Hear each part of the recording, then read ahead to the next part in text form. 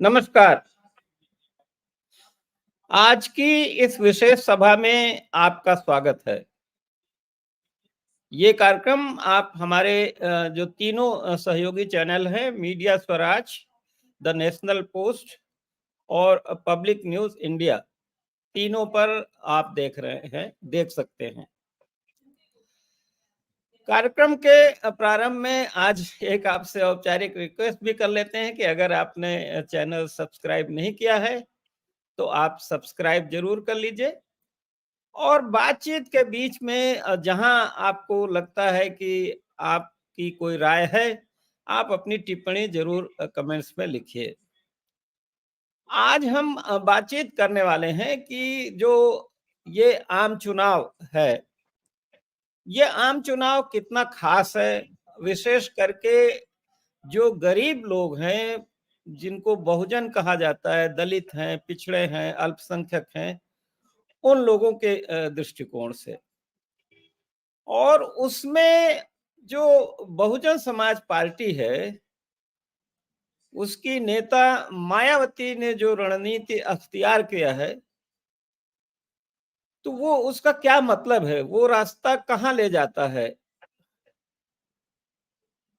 हमारे साथ इस विषय पे चर्चा करने के लिए प्रोफेसर रविकांत हैं, जो लखनऊ यूनिवर्सिटी में प्रोफेसर हैं और देश में खास करके अंबेडकर के विचारों और दलित राजनीति के विशेषज्ञ हैं। स्वागत है आपका प्रोफेसर रविकांत जी। रविकांत जी, ये बातचीत जैसा कि मैंने अपने दर्शकों से बताया कि आज जो ये खास चुनाव होने जा रहा है, उसमें बहुजन समाज पार्टी की नेता मायावती ने जो रास्ता अख्तियार किया है, जो चुना है उन्होंने अपने लिए, वो किधर ले जाएगा, विशेष करके उत्तर प्रदेश में उसके क्या परिणाम हो सकते हैं और स्वयं बीएसपी की राजनीति के लिए उसका क्या मतलब है, उनको क्या ये लाभ या हानि पहुंचा सकता है। तो लेकिन उस पर आने से पहले मैं आपसे एक छोटा कमेंट ये चाहूंगा कि आज जो परिस्थिति है देश की,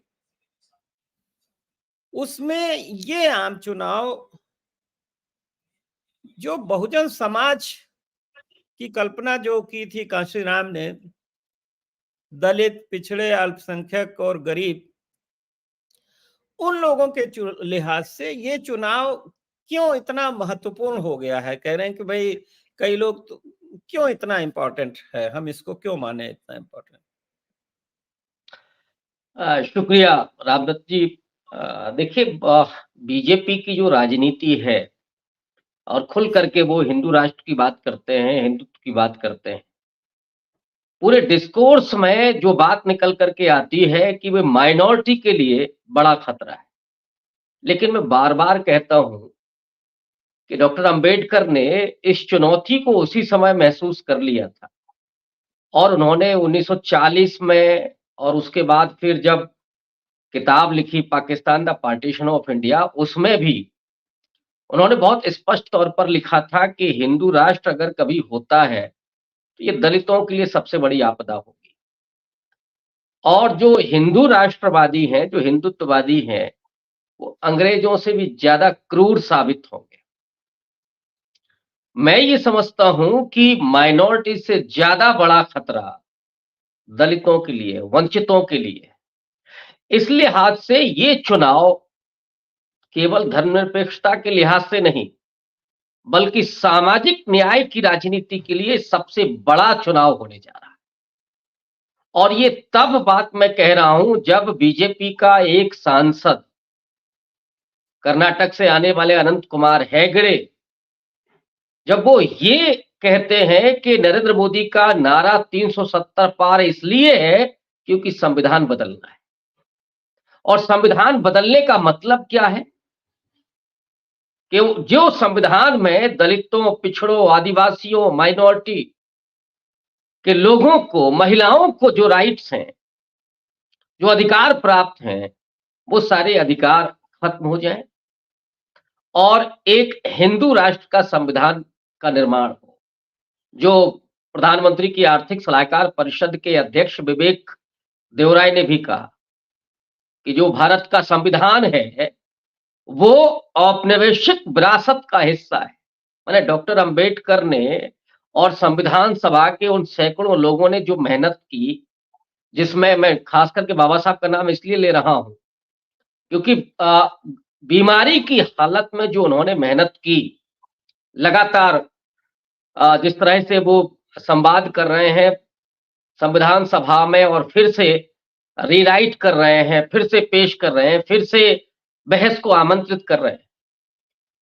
तो ये जो उनकी लगन और मेहनत थी बीमारी की अवस्था में भी, उसके पीछे जो सबसे बड़ा उद्देश्य था, ये खुद डॉक्टर अंबेडकर की जवानी है कि मैं अपने समाज के अधिकारों की सुरक्षा के लिए संविधान सभा में आना चाहता था।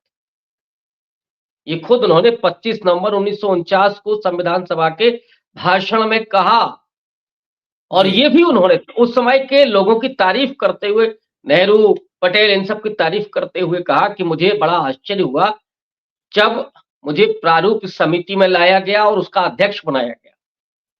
तो इसलिए मैं कह रहा हूं कि ये डॉक्टर अंबेडकर के विजन का संविधान है और उस संविधान को खत्म करने की बात जब सीधे तौर पर हो रही है, मुनादी हो रही है, ऐसे में ये जरूरत हो जाती है कि इस चुनाव में जो दलित वंचित तबका है वो संविधान को बदलने वालों को बदलने का पूरा इरादा लेकर के वो मतदान करने के लिए पहुंचे। आपने इसलिए ये कहा चुनाव बेहद था। आपने कहा कि ये जो हिंदू राष्ट्र की राजनीति है, ये दलित समाज के लिए ज्यादा बड़ा खतरा है। थोड़ा इसको और खुलासा करेंगे किस तरह से?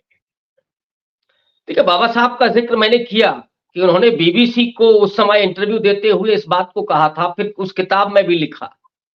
उनका सीधा मानना था कि हिंदू कभी एक राष्ट्र नहीं बन सकता क्योंकि हिंदू जातियों में विभाजित है और जातियों का मतलब है, उस व्यवस्था का मतलब है कि उसमें भेदभाव होना। तो जो वर्चस्वशाली तबके रहे हैं, जिन्हें आज के शब्दावली में हम कहें तो जो अपर कास्ट है या बाबा साहब के ही शब्दावली में कहें कि जो ब्राह्मणवाद है, उस ब्राह्मणवादी व्यवस्था में दलितों, शूद्रों और महिलाओं की क्या स्थिति है? और खुद आरएसएस ने 30 नवंबर 1949 को अपने मुखपत्र ऑर्गेनाइजर में लिखा था कि ये संविधान हमें स्वीकार नहीं है।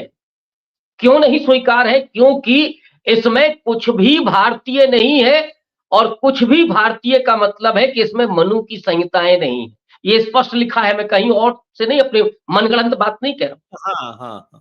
जी, जी, जी। ये आरएसएस के मुखपत्र का संपादकीय है 30 नवंबर 1949 का। इसका मतलब है कि इरादे सीधे तौर पर स्पष्ट हैं कि हमें एक ऐसा संविधान चाहिए, माने उनको जिसमें मनुस्मृति की संहिताएं हों। और मनुस्मृति की संहिताओं का मतलब क्या है कि आप स्त्रियों को घर के भीतर धकेल देंगे, आप दलितों को, वंचितों को, आप उनको सड़क पर भी नहीं चलने देंगे, उनके लिए स्कूल बंद हो जाएंगे, उनके अवसर खत्म हो जाएंगे, एजुकेशन खत्म हो जाएगी। तो ये जो व्यवस्था है, जो पूरा माइंडसेट है हिंदुत्व का, वो इसी ब्राह्मणवादी व्यवस्था से चलना है। और इसीलिए डॉक्टर अंबेडकर कह रहे हैं कि अंग्रेजों से ज्यादा क्रूर साबित होंगे। अंग्रेजों ने तो कम से कम विद्यालय खोले थे, कम से कम नगर पालिकाओं में उन्होंने जगह देना शुरू किया, उन्होंने पृथक निर्वाचन के लिए भी प्रावधान कर दिया था। डॉक्टर अंबेडकर को जगह जगह उन्होंने तवज्जो दी। लेकिन वही व्यवस्था जो जिसे आज हिंदुत्व कहते हैं, उस व्यवस्था में डॉक्टर अंबेडकर संस्कृत नहीं पढ़ सकते थे। उस व्यवस्था में डॉक्टर अंबेडकर स्कूल के भीतर नहीं बैठ सकते थे। उस व्यवस्था में डॉक्टर अंबेडकर कहीं किराए पर कमरा लेकर के नहीं रह सकते थे। वो है हिंदुत्व और इसीलिए मैं कह रहा हूं कि वो सबसे बड़ा खतरा है। आपने ये जो बातें रखी, उससे मेरे मन में एक सवाल आता है हालांकि वो हमारी आज की चर्चा का मुख्य फोकस नहीं है, फिर भी कि अगर ऐसा था तो फिर काशीराम जी ने और मायावती जी ने सरकार में आने के लिए, मायावती को मुख्यमंत्री बनाने के लिए कई बार इन्हीं हिंदू राष्ट्रवादी शक्तियों के साथ तालमेल क्यों किया, और गुजरात चुनाव प्रचार करने भी गई मायावती जी। तो मायावती जी को या काशीराम जी को मालूम नहीं था कि अगर हम इनको उन्होंने तो अपनी ताकत बढ़ाने के लिए साथ लिया था, मायावती को मुख्यमंत्री बनवाया था। तो ये रिस्क क्यों लिया था फिर इन लोगों ने?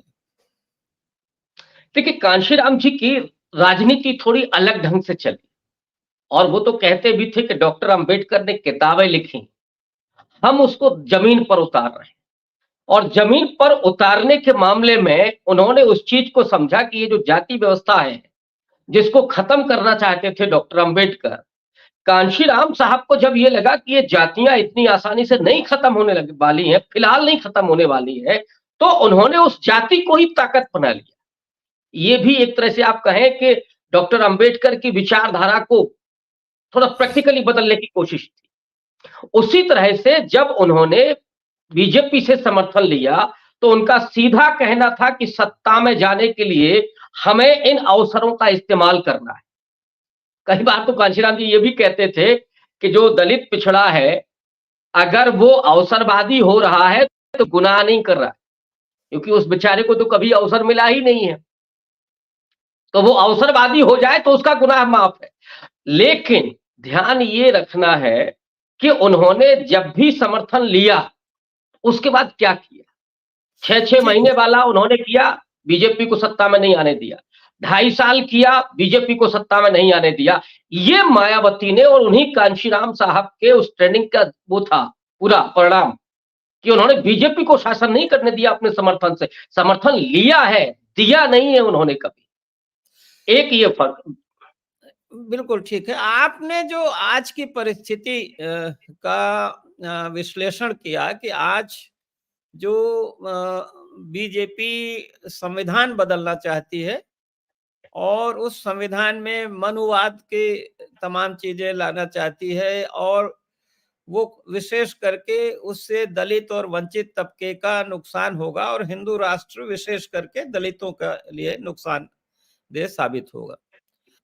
तो आज की परिस्थिति में आपको क्या लगता है कि मायावती की रणनीति क्या होनी चाहिए थी इस चुनाव में?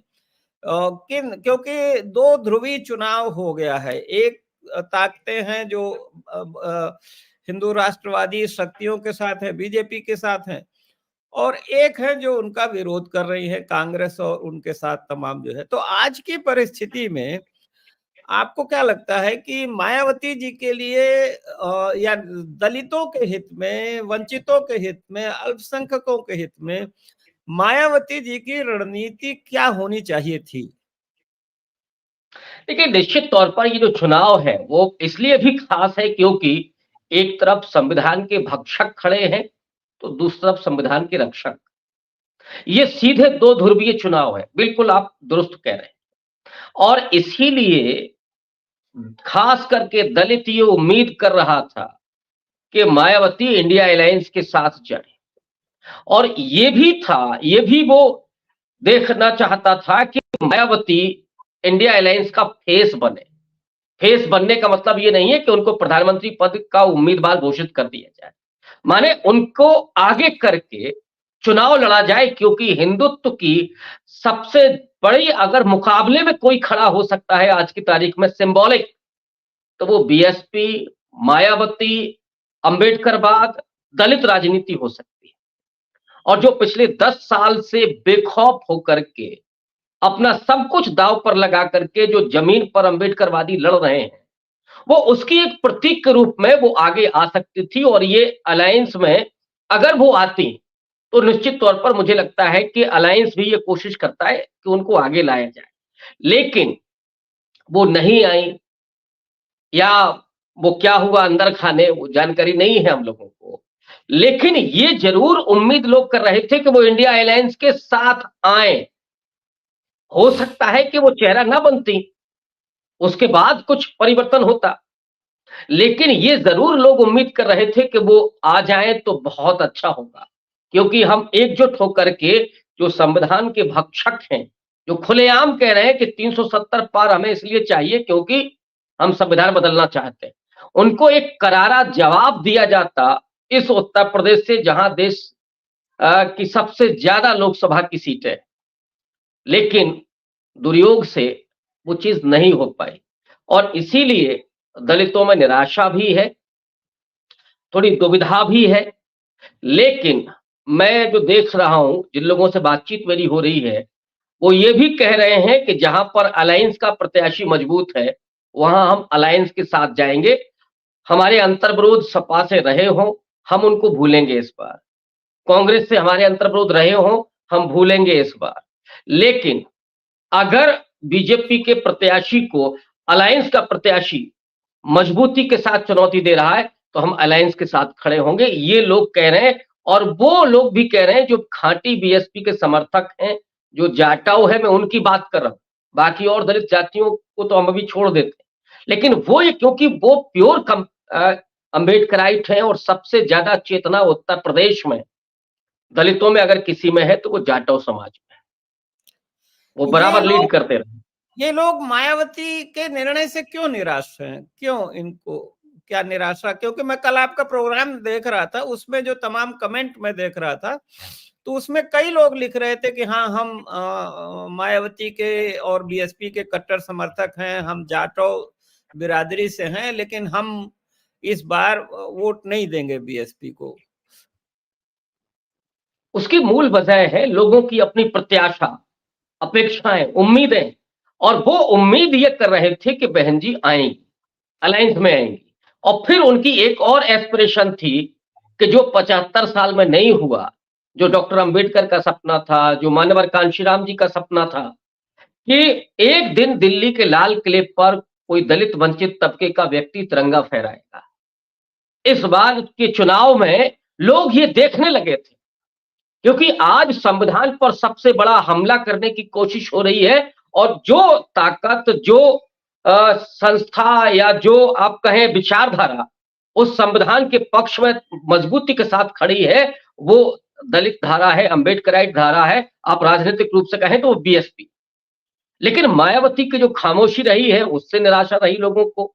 फिर भी लोगों ने सोचा कि नहीं, नहीं चलिए आप चुनाव में ही सही। अब चुनाव में भी जब आप नहीं खड़े होते हैं, तब फिर लोग ज़्यादा निराश हो गए। लोगों ने आप वो भी भुला दिया कि आप हाथरस में नहीं खड़े हुए या आप दूसरे और मुद्दों पर नहीं बोली, उस पे भी लोगों ने भुला दिया। लेकिन आज जब बिल्कुल दो टूक मामला है, जहाँ आर-पार का युद्ध एक तरह का चल रहा है, उस समय अगर आप नहीं खड़े हो रहे हैं, तो लोग ज़्यादा निराश हुए। हाँ, ये 10 सालों में देख रहे हैं कि उत्तर प्रदेश में इतनी समस्याएं आई, आम लोगों की आई, नौजवानों की आई। यहीं लखनऊ में नौजवान, बेरोजगार नौजवान भटक रहे, प्रदर्शन कर रहे थे। तमाम जगह अभी भी दलित महिलाओं के साथ बलात्कार हो रहा है, उनकी हत्या हो रही है। हाथरस तो उसका एक प्रतीक है। मायावती क्यों नहीं खुल के खड़ी हुई या क्यों नहीं गई? वो क्यों नहीं बोली? क्या आपको लगता है, वजह क्या है? और 2 बड़े आंदोलन मैं बता दूँ, हाथरस के अलावा भी एससी-एसटी एक्ट को जब डाइल्यूट किया गया, जी। तो एक बड़ा आंदोलन पूरे देश में हुआ, खासकर के उत्तर भारत में और नरेंद्र मोदी को झुकना पड़ा। फिर 13 पॉइंट रोस्टर वाला आंदोलन हुआ, उसमें दलित पिछड़े सब थे। लेकिन एससी-एसटी एक्ट वाला तो केवल दलितों का आंदोलन था। नहीं तो समर्थन ज़रूर मिल रहा था और लोगों मायावती को। की उस समय भी चुनौती मायावती खुल के नहीं खड़ी हुई। क्यों नहीं खड़ी हो रही? यही तो पूछ रहा हूँ। उसकी जो मूल वजह लोग बताते हैं कि वो ये कहती हैं अपने कैडर को, अपने कार्यकर्ताओं को कि जब आपके पास सत्ता नहीं है, तो उस समय आंदोलन में जाने का मतलब है कि आपके ऊपर मुकदमे होंगे, एफआईआर होगी, तो इससे मूवमेंट में भटकाव होगा, परेशानियां पैदा होंगी। आपको सत्ता बदलनी है और सत्ता प्राप्त करनी है, केवल इसके लिए लड़ना है। लेकिन ये जो दलितों का मसला है, उसके जो कंसर्न है, वो सिर्फ सत्ता बदलने के लिए नहीं, क्योंकि उसके साथ तो रोजमर्रे की जिंदगी में उत्पीड़न है। तो चुनाव के समय उत्पीड़न नहीं हो रहा है। या जो जो भी ताकतवर लोग हैं, जो सामंतवादी हैं, वो चुनाव के समय उत्पीड़न नहीं करेंगे। उत्पीड़न तो वो कभी भी करते हैं।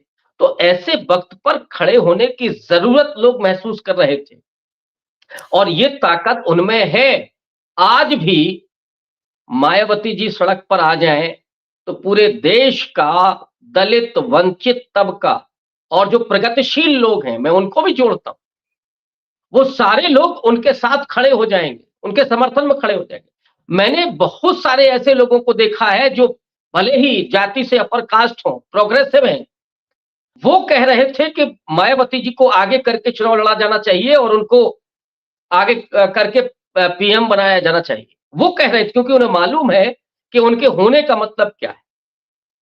जब आपको इतना समर्थन मिलता है और उस समय भी अगर आप बैकफुट पर जा रहे हैं या खुल करके नहीं आ रहे हैं, तो थोड़ी-सी आशंका होती है, निराशा होती है, दुःख भी होता है, और उसी वजह से लोग उस गुस्से का इज़हार कर रहे हैं कि नहीं साहब, अब हम नहीं वोट करेंगे, हमें बीजेपी को हराना है, ये मकसद है, और उसके लिए जो सामने खड़ा होगा हम उसको वोट करेंगे।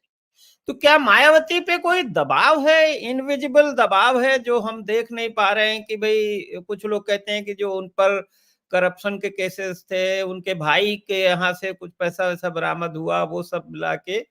तो क्या कोई डर दबाव है मुकदमों का, जेल जाने का? क्या दबाव क्या है?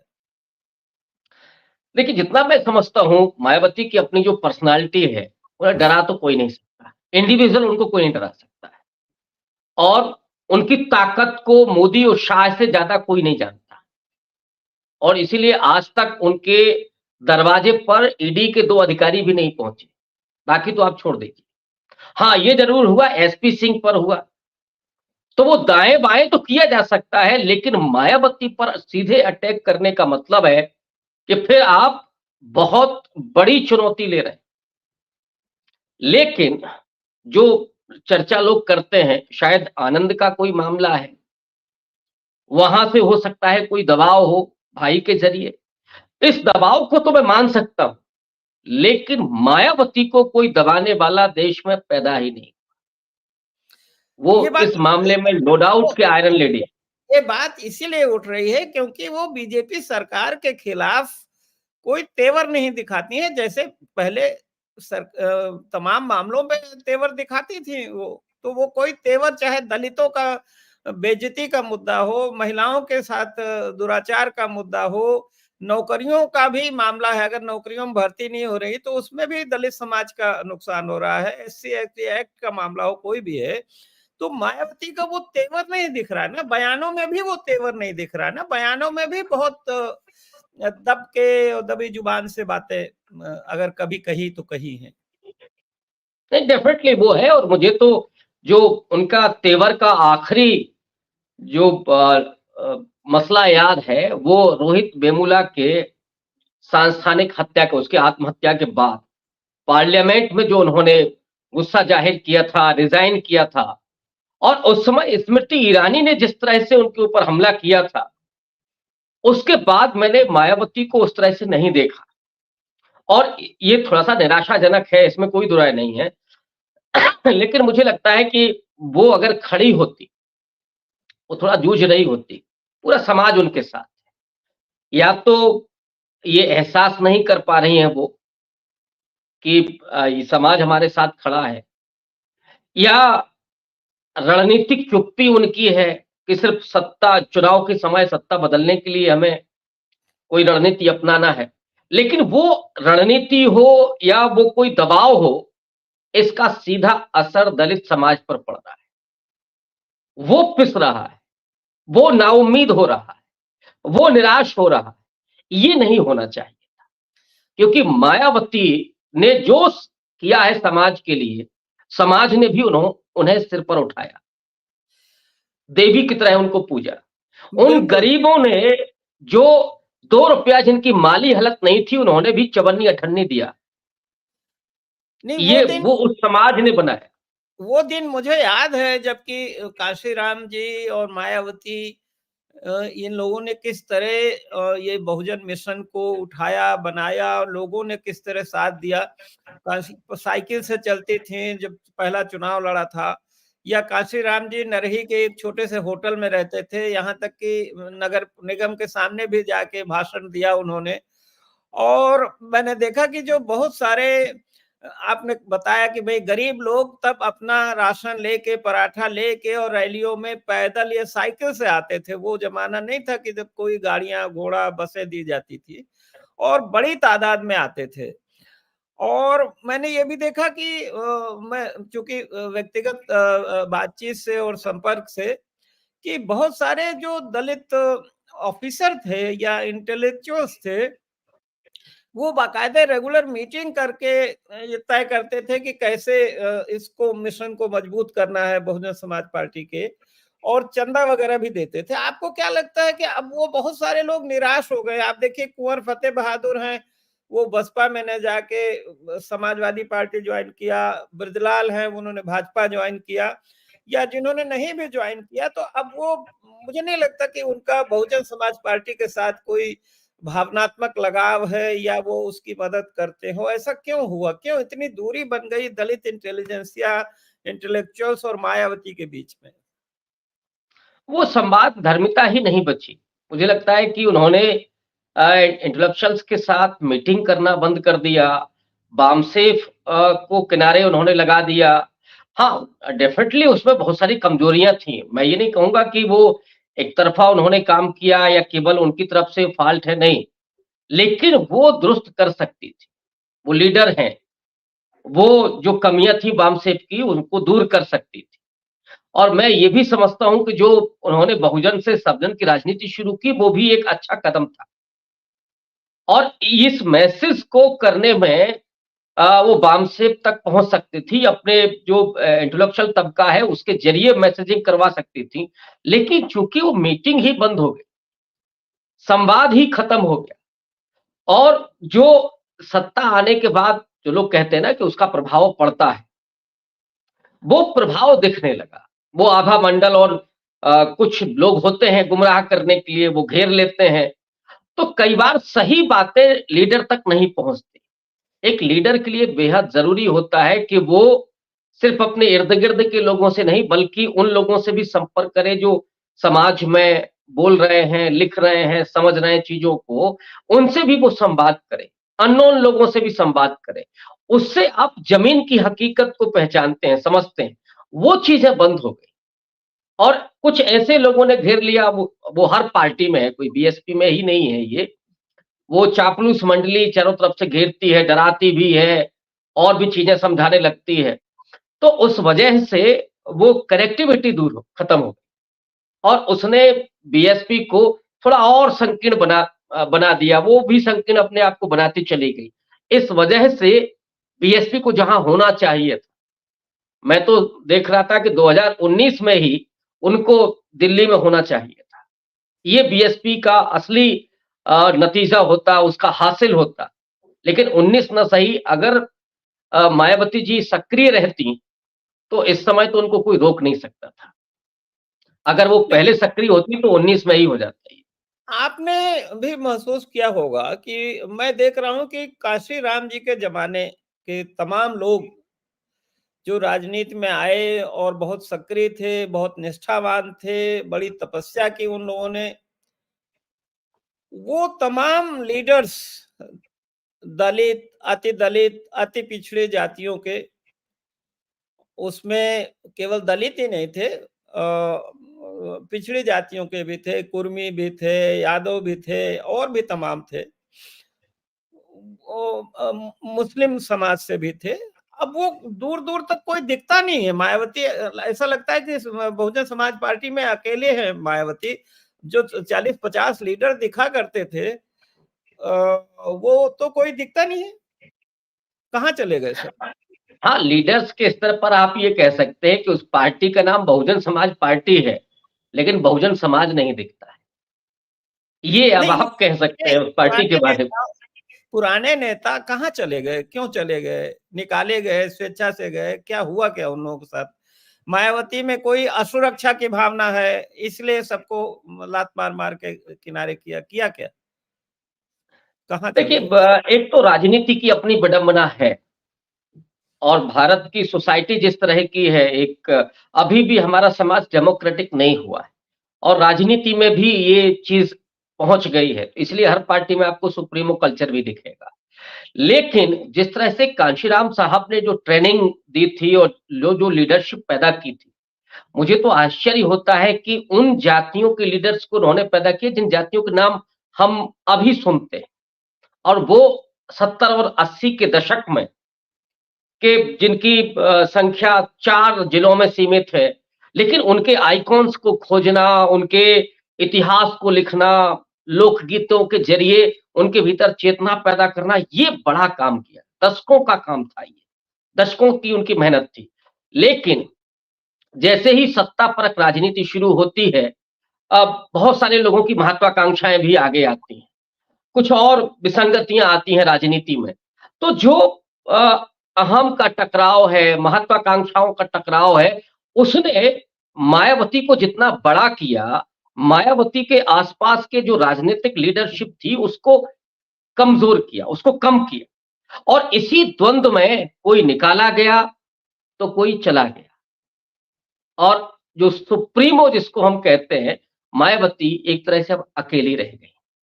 हालाँकि ऑरा उनका इतना बड़ा है कि वो अकेले ही पर्याप्त हैं, अगर आज भी वो सड़क पर आ जाए, तो साल भर के भीतर बीएसपी वहाँ पहुँच सकती है, रिवाइव कर सकती है। लेकिन जो सुप्रीमो है, जो लीडर है, ऑरा कितना भी बड़ा हो, अगर वो निष्क्रिय हो जाएगा, तो फिर राजनीति नहीं हो सकती। और ऐसे दौर में जब राजनीति के पीछे पूरा कॉर्पोरेट तंत्र खड़ा हो, जब चंदों के ज़रिए राजनीतिक दलों को बढ़ाया जा रहा हो, जहाँ परसेप्शन में खेल हो रहा हो, जहाँ ब्रांडिंग चल रही हो, एक ऐसे दौर में ये 90 में होता तो शायद चल जाता, 2000 में होता तो भी चल जाता। लेकिन हम आज 2024 में और जो 2014 के बाद राजनीति बदली है, मोदी ने खास करके जिस राजनीति को बदला है, उस राजनीतिक पटल पर आप अगर निष्क्रिय हैं, तो फिर आपके हाथ से वो लोग भी फिसल जाते हैं, जो आपको अपना आराध्य मानते हैं, देवता मानते हैं, आपको अपना लीडर मानते हैं, वो लोग भी फिसल जाते हैं। क्योंकि विजिबिलिटी कम हो गई, बेहद कम हो गई। कितनी रैलियाँ होंगी, हम लोग उम्मीद कर सकते हैं। कम हो गई और पॉलिटिकल पार्टी चलाने के लिए मुझे लगता है कि कहीं न कहीं एक कॉमरेडशिप की स्पिरिट ज़रूरी है कि भई ठीक है, आप बड़े हैं, आप लीडर हैं, आप अध्यक्ष हैं, लेकिन बाकी जो लीडर हैं, उनका भी महत्व और उनको एक कहीं न कहीं एक सेंस ऑफ कॉमरेडशिप मतलब होना चाहिए। देखिए जो बचे-खुचे लोग भी हैं, चाहे लालजी वर्मा हो, इंजीत सरोज हो, या आर.के. चौधरी हो, मतलब बहुत सारे नाम हैं जो वो सब छोड़-छोड़ के चले गए। वो मुझे लगता है कि उनको मालूम है कि मायावती की ये ताकत है, उनको ये भी मालूम है कि समाज में मायावती के साथ वोटर भी है, तो वो गए होंगे तो मजबूरी में गए होंगे। उनको मतलब उनको ऐसा नहीं है कि वो खुशी से गए होंगे, नहीं तो कोई कमी तो होगी मायावती जी के व्यवहार में, काम करने के तरीके में। देखिए, जितना मैं उनके पॉलिटिकल पर्सनैलिटी को जानता हूँ, समझता हूँ, जो मैं देखता हूँ, एक स्वाभाविक सी बात है, उनके भीतर एक स्वाभिमान है। वो स्वाभिमान होना अच्छी बात है, उसको सैल्यूट। लेकिन जब आप पार्टी चला रहे हैं, जो कॉमरेडशिप है, उस समय वो स्वाभिमान नहीं होना चाहिए। मतलब मैं ये नहीं कह रहा हूँ कि स्वाभिमान नहीं होना चाहिए, लेकिन उस समय ये नहीं है कि संवाद एक तरफ़ा हो या किसी बात से नाराज़गी हो जाए तो फिर चलिए भाग आइए आप निकलिए। पार्टी चलाने के लिए, परिवार चलाने के लिए जैसे लोग संवाद करते हैं, कोई गलती है उसको डाँटिए, उसको फटकारिए, उसको रास्ते पर लाइए, कोशिश करिए, फिर भी नहीं रहता है तो जाने दीजिए। ये कांशीराम जी के साथ क्यों लोग जुड़े हुए थे? और तब तो सत्ता भी नहीं थी, तब लोग जुड़े हुए थे। इसीलिए ये सवाल है कि क्या हुआ जब बीएसपी के पास सत्ता आई तो लोग छिटकने लगे, जबकि उस समय सबसे ज़्यादा लोगों को जुड़ना चाहिए था। तो ऐसे लोग उस समय आए जिनका बीएसपी के ना मूवमेंट से कोई लेना-देना था, ना उस आइडियोलॉजी से कोई लेना-देना है। सतीश मिश्रा है, उनका क्या योगदान होगा बीएसपी के मूवमेंट में? तो ऐसे लोग आते हैं और जो मूवमेंट के लोग थे वो अगर आप निकल जाते हैं, तो इसका मतलब एक सवालिया निशान खड़ा होता है कि कहाँ प्रॉब्लम कहाँ है? और मुझे लगता है कि लीडर वो है जो प्रॉब्लम पर ध्यान दे कि अगर लोग हमसे जा रहे हैं, हो सकता है कि उनकी महत्वाकांक्षाएं कुछ हों, और मुझे लगता है कि जो राजनीति है तो वो तो महत्वाकांक्षाओं का चरम है। अगर आप उन महत्वाकांक्षाओं को आगे नहीं बढ़ाते हैं, सही दिशा नहीं देते हैं, उनको अंकुरित अगर नहीं होने देते हैं, नियंत्रित करके अगर खत्म कर देते हैं, तो फिर राजनीति नहीं हो सकती, बड़ी नहीं, राजनीति नहीं हो सकती। बहुत सारे लोग जो आप कहते हैं कि कहाँ से आ गए, बहुत सारे लोग तो केवल पैसे के बल पे आए, जो बड़े पैसे वाले थे आए और टिकट लेके चले गए और एमपी हो गए, एमएलए हो वो गए। भी एक, मुझे लगता है कि वो एक ज़रूरत थी, एक समय तक। क्योंकि अभी आप देखिए इलेक्टोरल बॉन्ड में बीएसपी को ₹1 चंदा नहीं मिला। मैं इसको भी कुछ जस्टिफाइड मानता हूँ। लेकिन ये नहीं कि हर टिकट पर ऐसे लोग हों, जो कैडर है उसको भी। अब आप पहले, दूसरे, तीसरे, जब बहन जी जब उस समय हैं सीएम, उस समय की आप देखिए, पहले विधायक जो बीएसपी के बने हैं, जरा उनकी आप बैकग्राउंड देखिए। सच बात यह है कि जिन्होंने कभी ख्वाब में नहीं सोचा था कि हम कभी विधानसभा जा सकते हैं, उनका हाथ पकड़ करके कांशीराम जी ने कहा कि टिकट लो, चुनाव लड़ो। चूंकि जमीन पर उन्होंने काम किया था और वो मूवमेंट खड़ा हो रहा था, वो पूरा नैरेटिव था, वो चुनाव जीत करके गए और वो उन्होंने अपने आप को साबित भी किया। लेकिन कुछ जगहों पर जरूरत थी, जैसे खुद कांशीराम जी कहते थे कि हमें भाई पार्टी चलाने के लिए जरूरत है। हालांकि समाज ने उनको बहुत कुछ दिया, समाज तो 4 आना 8 आना भी दे रहा था, ₹2 भी दे रहा था। लेकिन मैं मानता हूं कि पार्टी को चलाने के लिए एक बड़ी राशि की जरूरत है। लेकिन जहां समस्या आई कि हर उस पर, सीट पर, जब वहां के कार्यकर्ता को दरकिनार करके कोई ऐसा बाहरी व्यक्ति लाया जाएगा, तो आपका समर्थक, आपका कार्यकर्ता, आपका कैडर ही निराश होने लगेगा। मैं तो समझता हूं कि जो बीएसपी का कैडर है वो अद्भुत है, बीएसपी का समर्थक भी अद्भुत है। उसने केवल मायावती जी का आदेश का पालन किया कि पहले मतदान फिर जलपान। नहीं, वो तो वो कहता केवल था कि हाथी देखता था। हमको केवल हाथी हाँ देखता था।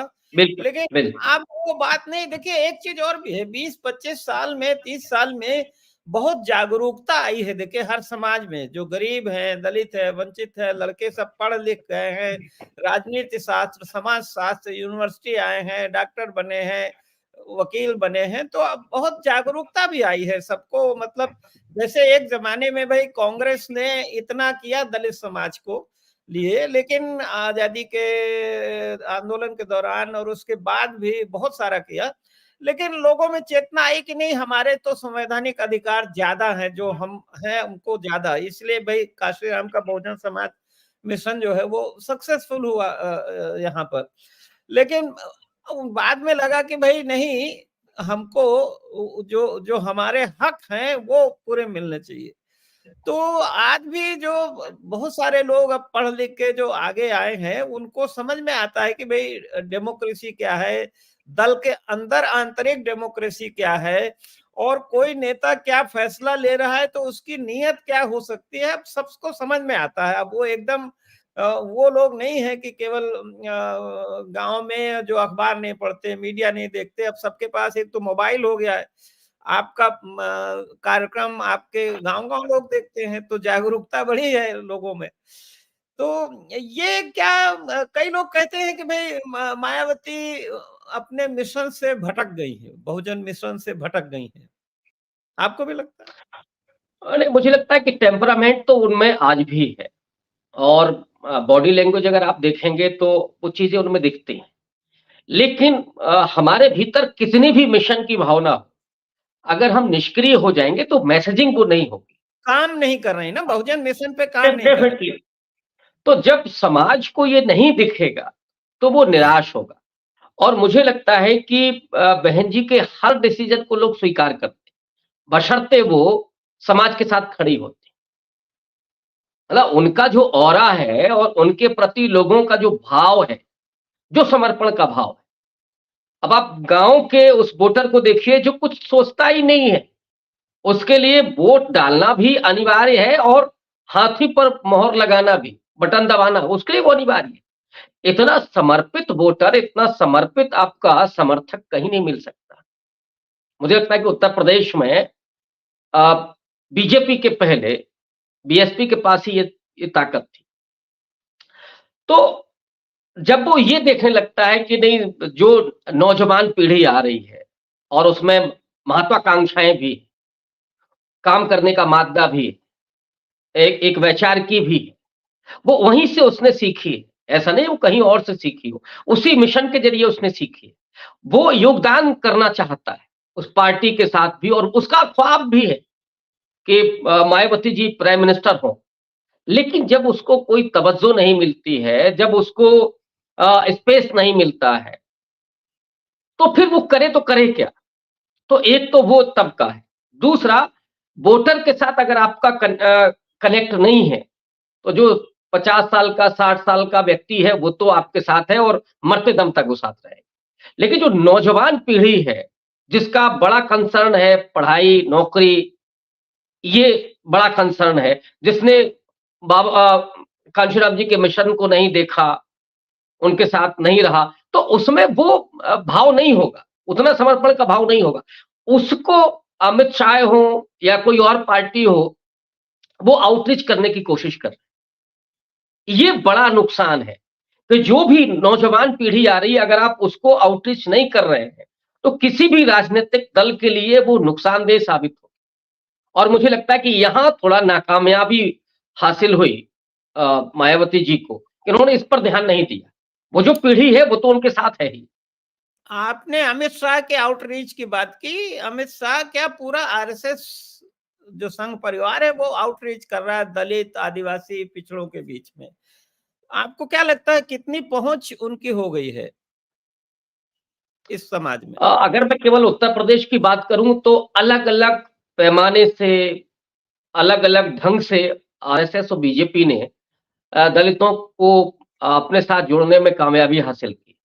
पहला उन्होंने प्रयास किया था जाटव वर्सेस चला करके, तो उसमें कोरी समाज हो, धोबी हो, वाल्मीकि हो, सोनकर हो, इन समाजों को उन्होंने एंटी जाटव और एंटी बीएसपी कि नहीं साहब देखिए, बीएसपी तो बाकी और समाज को जगह ही नहीं देती, जबकि ये आधा सच है, पूरा सच कतई नहीं।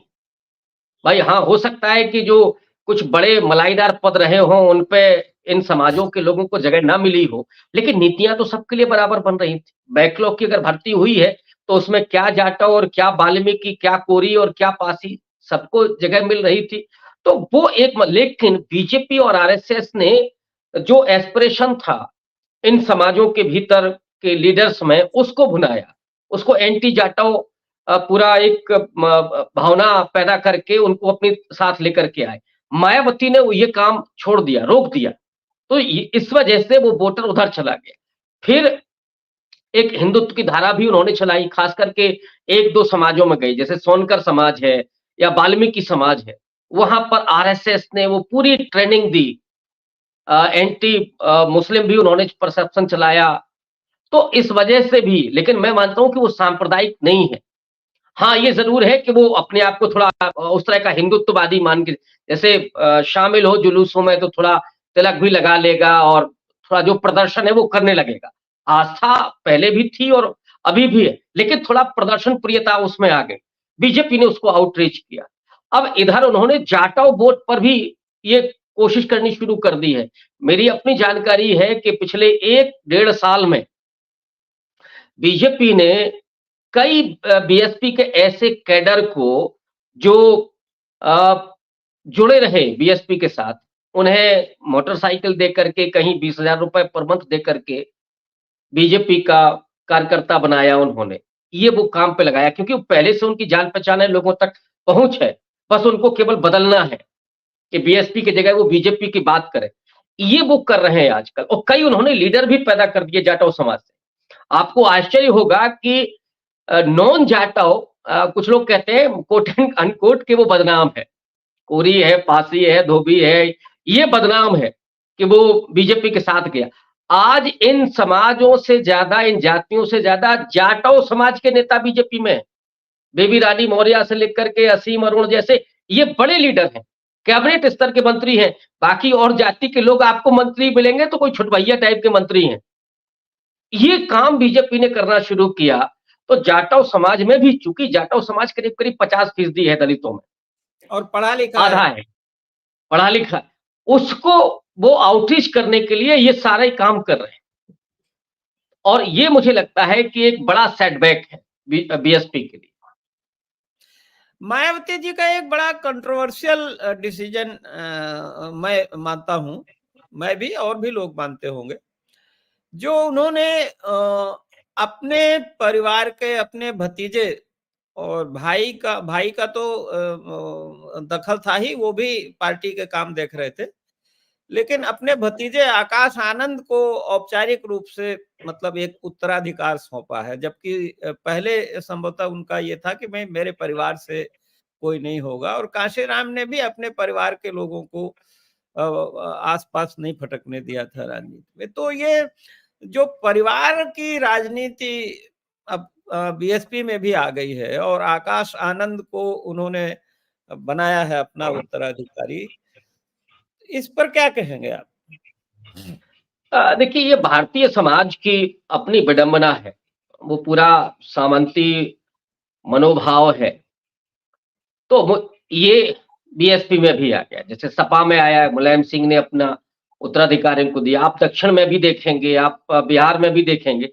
तो ये सिर्फ बीएसपी में नहीं, हाँ, लेकिन लोग ये उम्मीद करते थे कि बीएसपी जैसी कैडर बेस्ड पार्टी, बाकी चाहे आरजेडी हो या सपा हो, ये बहुत कैडर बेस्ड पार्टी नहीं रही, लेकिन बीएसपी से ये उम्मीद करते थे लोग कि यहाँ पे इस तरह से निर्णय नहीं होगा, और कम से कम मायावती जी के रहते हुए तो इस तरह की चीज नहीं आएगी, पर उसके बाद जो भी लीडर होगा उसको ये मौका मिलेगा।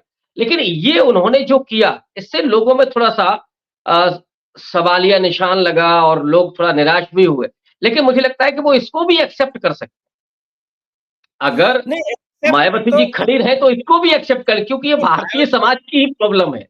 मायावती का डिसीजन एक्सेप्ट तो कर लेंगे, लेकिन होता क्या है कि जैसे मुलायम सिंह जी हैं, काशीराम हुए,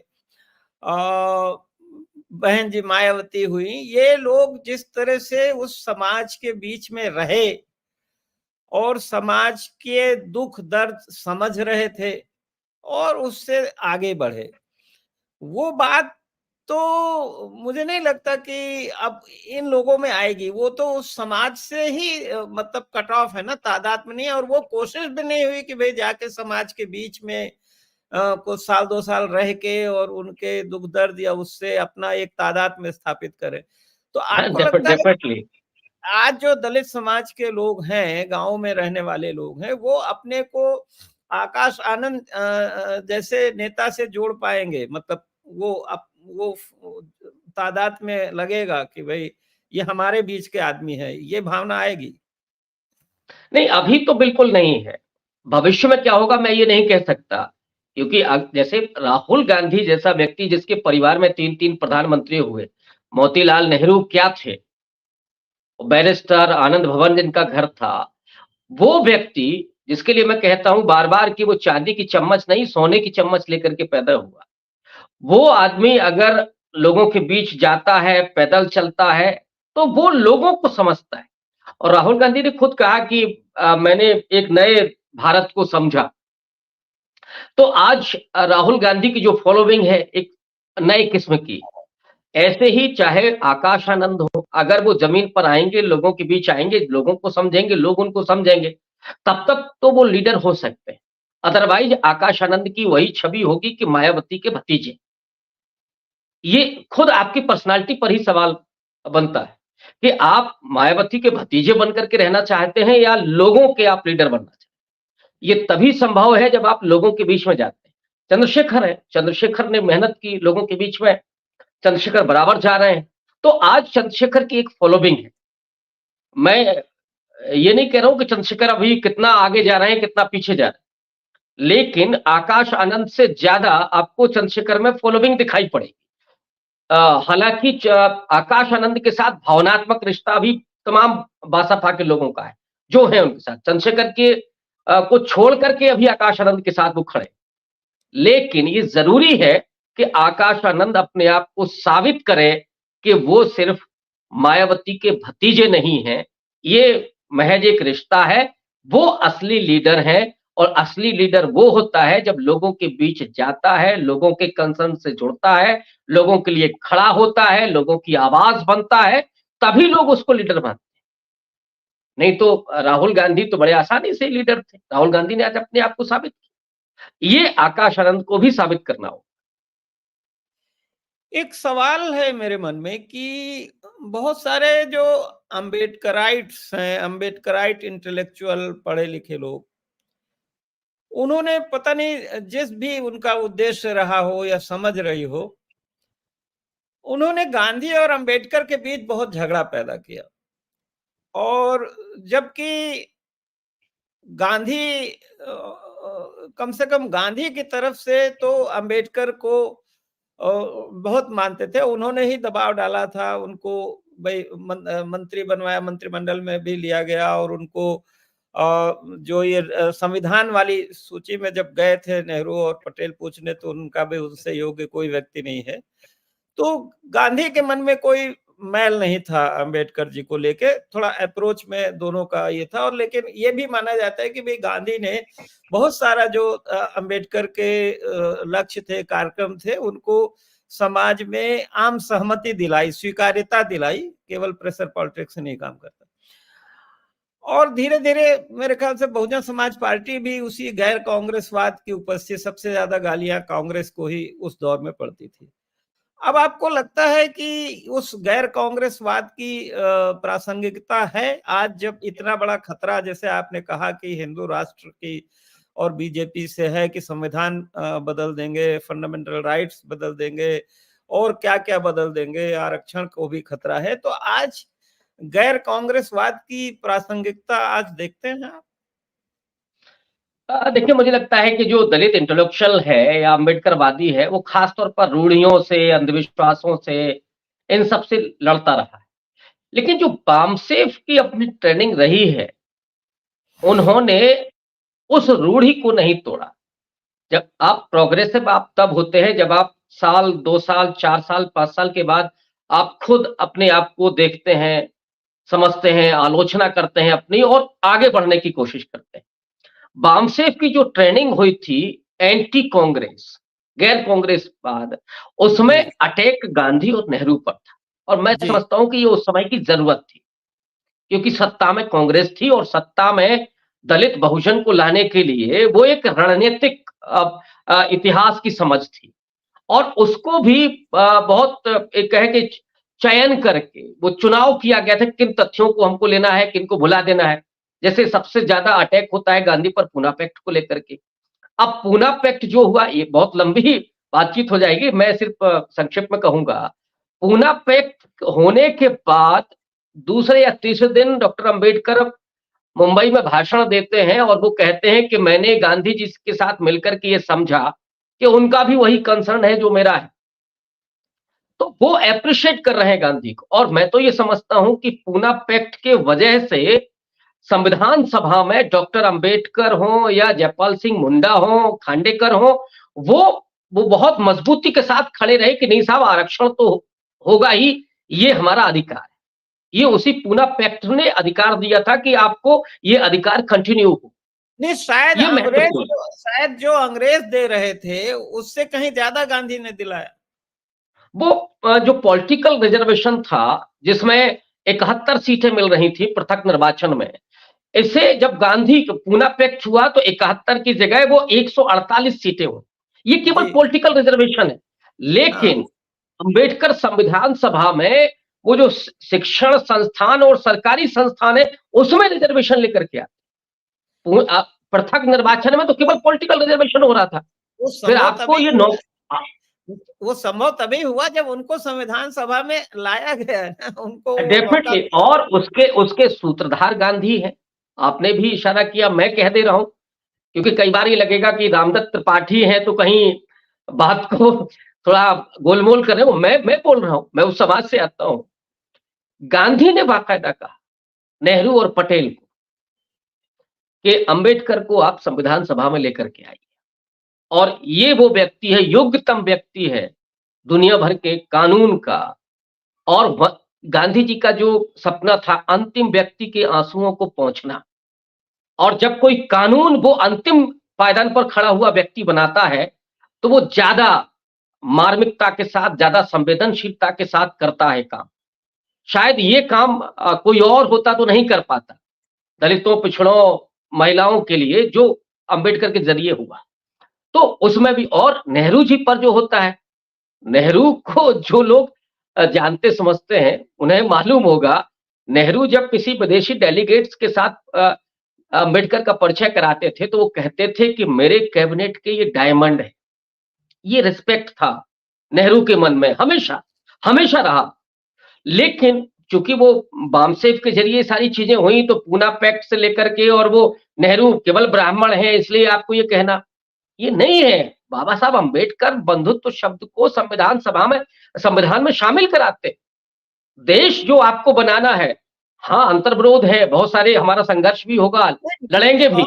और नेहरू जी ने भी उद्देशिका से लेके और बहुत सारा उनका भी कंट्रीब्यूशन संविधान में है, उसके जो मौलिक उद्देश्य है वो मिलके सब बना है। कोई ऐसा नहीं है कि भाई वो अगर कांग्रेस का बहुमत था, कांग्रेस नहीं चाहती, तो ऐसा नहीं है कि बिना कांग्रेस के चाहे हो गया। उसमें सब लोगों की सहमति थी, क्योंकि भवेश जी अगर तो वो नहीं हो पाता। बहरहाल मैं अपने पहले श्रोताओं को एक बार बीच में धन्यवाद दे दूं। आज काफी संख्या में लोग जुड़े हैं प्रोफेसर रविकांत आपको सुनने के लिए, जो दलित पॉलिटिक्स किधर जा रही उसमें। और इसमें एक दो लोगों ने कहा भी है कि देखिए, एक दिनेश कुमार है, वो कह रहे हैं कि बहन मायावती जी का अब कोई मिशन नहीं है, अब केवल अपना बचाव करना है। खैर, लेकिन एक सवाल आपसे एक दर्शक ने पूछा है, हमारे देवेंद्र सिंह यादव। रविकांत जी, आपको क्या लगता है कि मौजूदा राजनीतिक दौर में बसपा का अकेले चुनाव लड़ना पार्टी के लिए लाभदायक होगा या नुकसानदेह? ये देवेंद्र सिंह यादव जी का सवाल है। देखिए, डेफिनेटली अगर बीएसपी अकेले चुनाव लड़ती है तो मैं थोड़ा पीछे जाऊंगा। विधानसभा में क्या हुआ, 13% वोट रह गया, एक सीट मिली। 2014 में भी एक भी सीट नहीं थी, हालांकि वोट परसेंटेज उस समय 20 के करीब था, 19 था शायद। इस समय क्या है ना कि दो ध्रुवीय चुनाव हो गया, और ऐसे में जो मैंने कहा, लड़ाई संविधान रक्षक बनाम संविधान भक्षक है।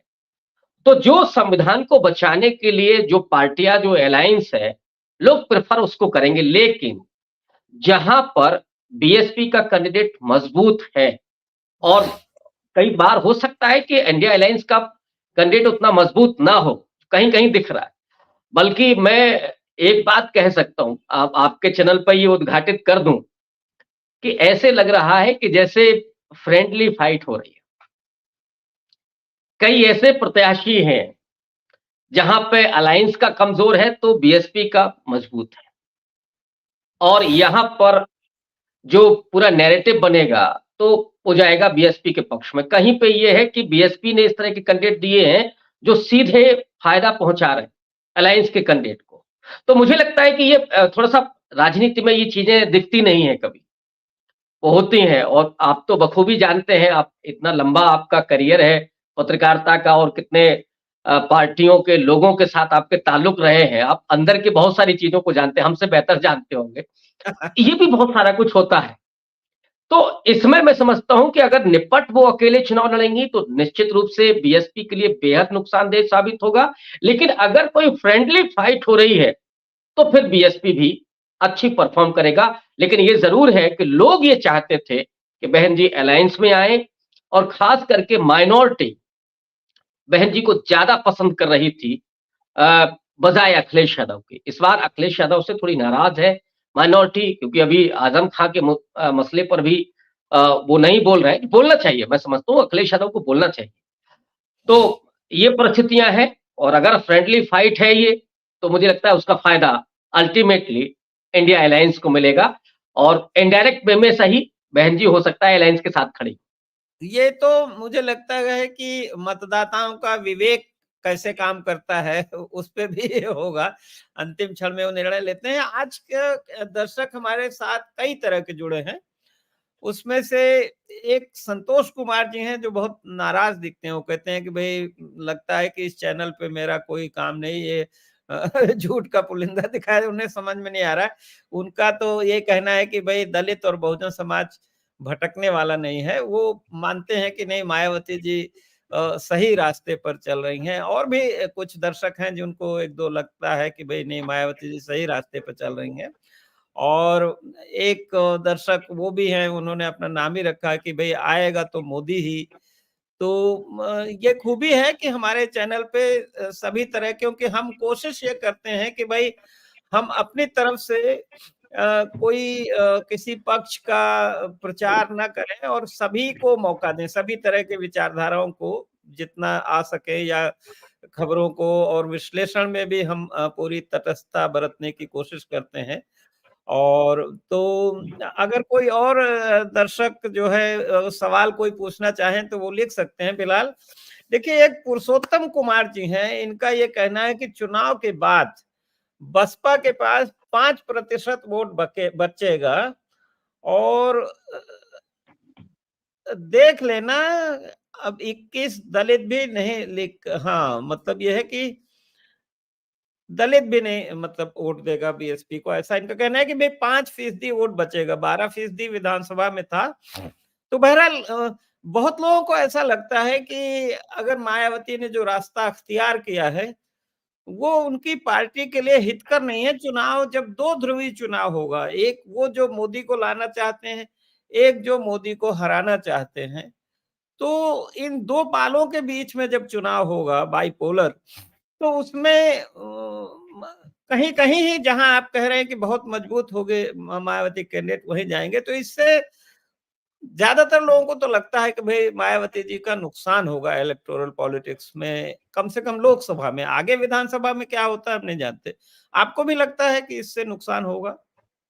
क्योंकि बहुत सारे लोग कह रहे देखिए हैं कि आज की देखिए परिस्थिति में हर जो व्यक्ति संकेतों को नहीं समझता। जो चीजें आप पढ़ सकते हैं, थोड़ा हम पढ़ सकते हैं, वो वोटर समर्थक नहीं उस चीज को समझ सकता, और वो चीजों को स्याह और सफेद में ही देखता है। अ, बहुत सारे समर्थक हैं बीएसपी के, आज भी उस तरह से हैं, उनको कोई फर्क नहीं पड़ता कि बहन जी अलायंस में आ रही हैं, नहीं आ रही हैं, वो उनके साथ खड़े हैं और ये होना चाहिए। वो एक बेस होता है बीएसपी का, और इसी बेस की वजह से बहन जी का अपना वजन है, जिसके लिए अलायंस बेकरार था उनको अपने साथ जोड़ने के लिए, डेफिनिटली।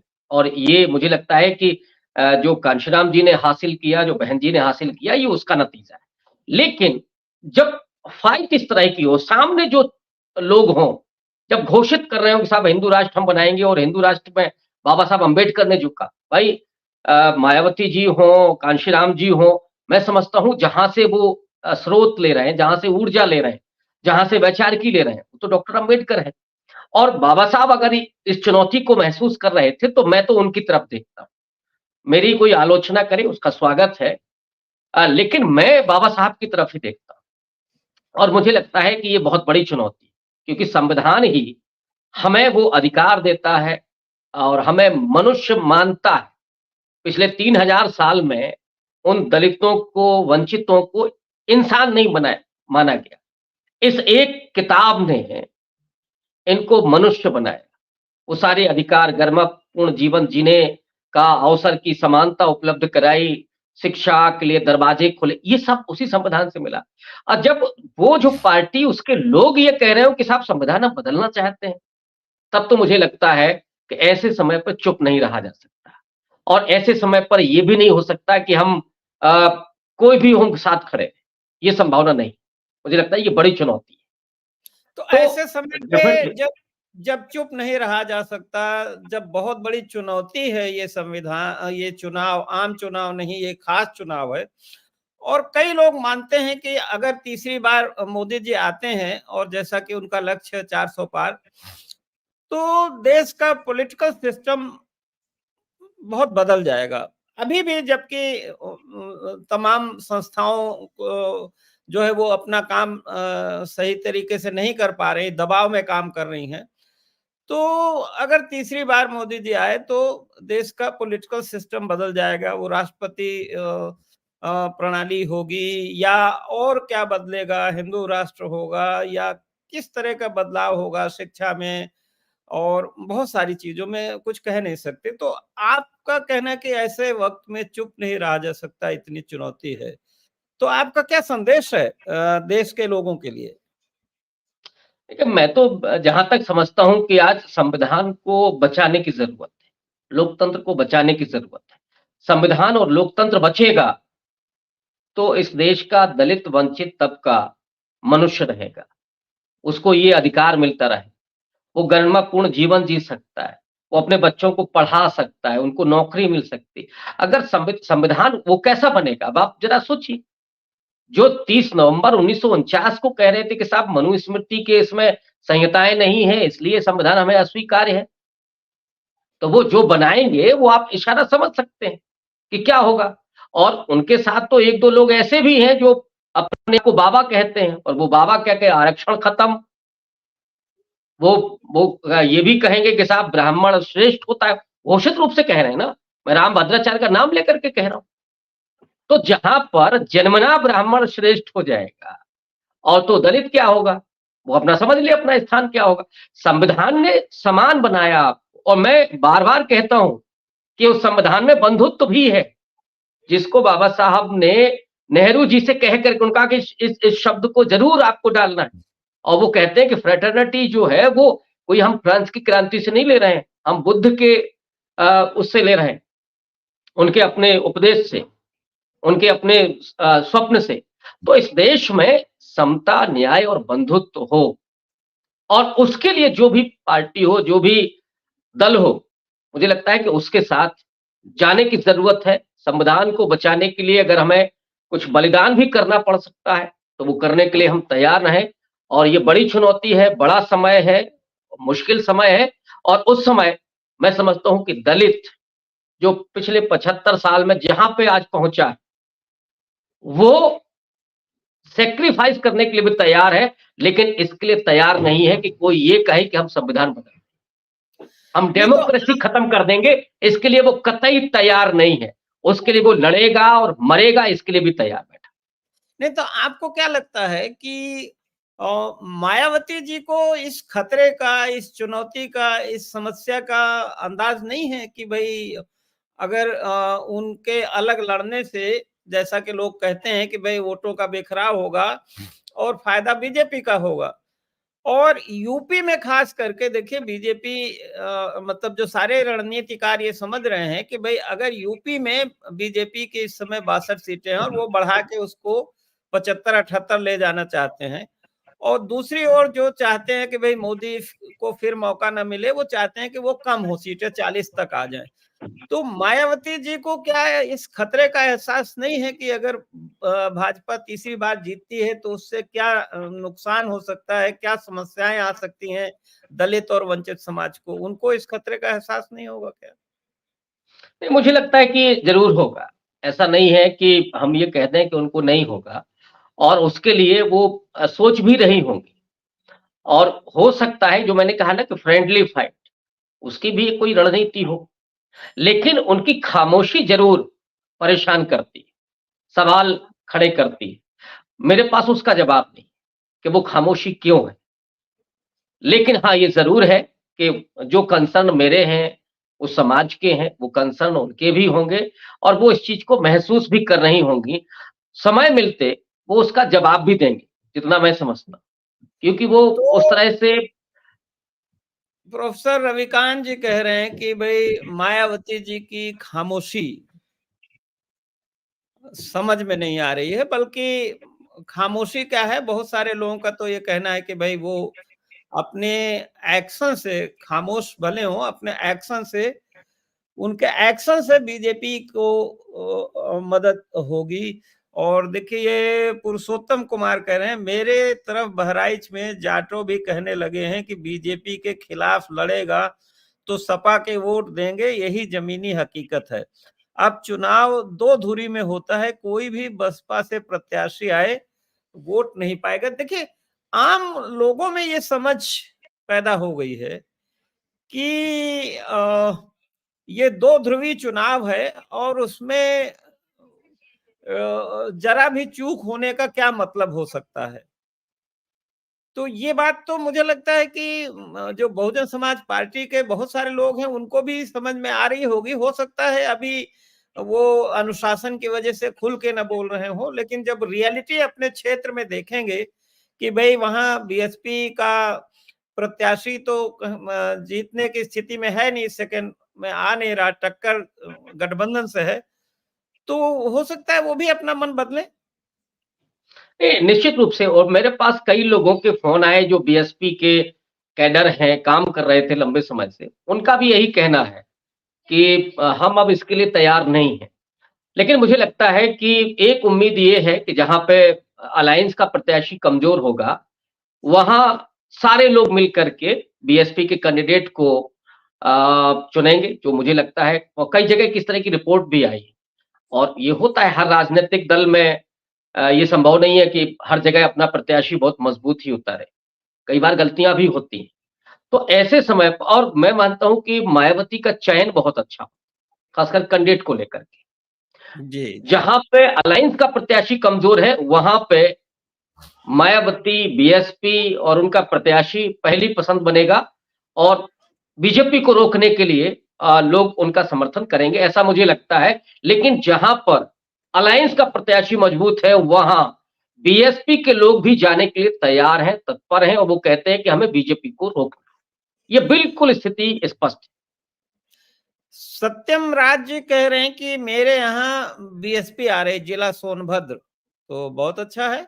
लेकिन नंदलाल यादव जी को आपसे एक शिकायत है रविकांत जी। उनका ये कहना है कि रविकांत सर आपके विचारों के अनुरूप बहन जी तो कुछ कर नहीं रही हैं, मगर आप कड़े शब्दों में कभी आप आलोचना नहीं करते हैं उनकी। देखिए, मुझे लगता है कि मायावती जी सिर्फ वर्तमान नहीं है, उनका एक अतीत भी है। और उस अतीत में जो उन्होंने समाज के लिए किया है, उसके प्रति वो मेरा रिस्पेक्ट है। ऐसा नहीं है कि मैं आलोचना नहीं करता हूँ। हाँ, लेकिन कड़े शब्दों में आलोचना करने का कोई मतलब भी नहीं।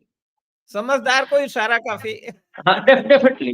तो वो जो सवाल है और उनका जो कद है, उस कद पर आलोचना करने का मेरा अधिकार भी नहीं, और मैं समझता हूँ कि मुझे करना भी नहीं चाहिए। तो जिस तरह जो उन्होंने समाज को दिया है, लेकिन आज उनकी जो चुप्पी है, जो खामोशी है, वो निश्चित रूप से प्रश्नांकित है और मैं कहता हूँ कि वो नहीं होनी चाहिए। और हम तो उनसे अपील करते हैं कि अगर ये वीडियो उन तक पहुँचे, उनके लोग अगर हमारी बात को उन तक पहुँचाएँ तो बहुत अच्छा रहेगा, कि वो समाज को उनकी ज़रूरत है। समाज उनकी तरफ देख रहा तो है और क्या वो कहना अगर चाहते हैं आप बहन जी से, क्या कहना चाहते हैं?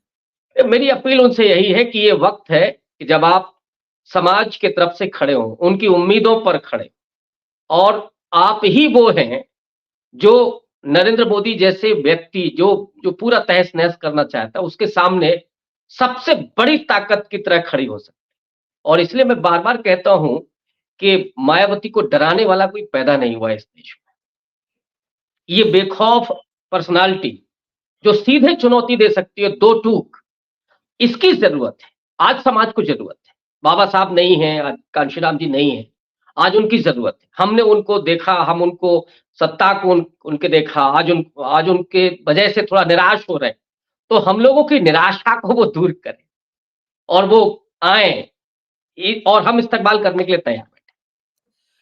अगर मायावती जी खुलकर नरेंद्र मोदी के खिलाफ आती हैं, आवाज उठाती हैं, अपील करती हैं, तो आपको क्या लगता है कि इसका असर केवल उत्तर प्रदेश में होगा या देश भर में इसका असर होगा?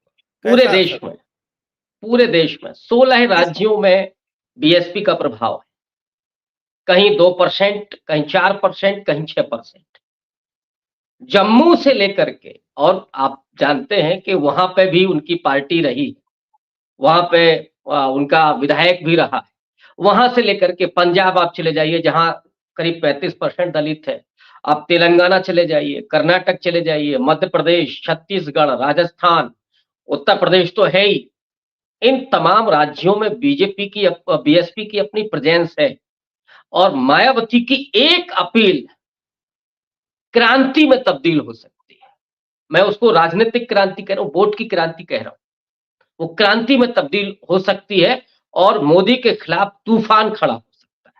ये है मायावती की अपनी अपील, और मैं उम्मीद करता हूं मायावती की अपील से मोदी के खिलाफ तूफान खड़ा हो सकता है। मेरे दो सहयोगी और हैं जो आमतौर पर हमारे साथ रहते हैं, देवकी नंदन मिश्रा जी और कुमार भवेश जी, और मैं सोचता हूं कि भवेश जी भी अगर इस समय होते कार्यक्रम में जुड़ जाते तो शायद वो भी कुछ आपसे पूछना चाहते। मैं कोशिश करता हूं भवेश जी को जोड़ने की। और भवेश जी, आप कुछ पूछना चाहेंगे? भवेश जी, आपको मेरी आवाज आ रही है?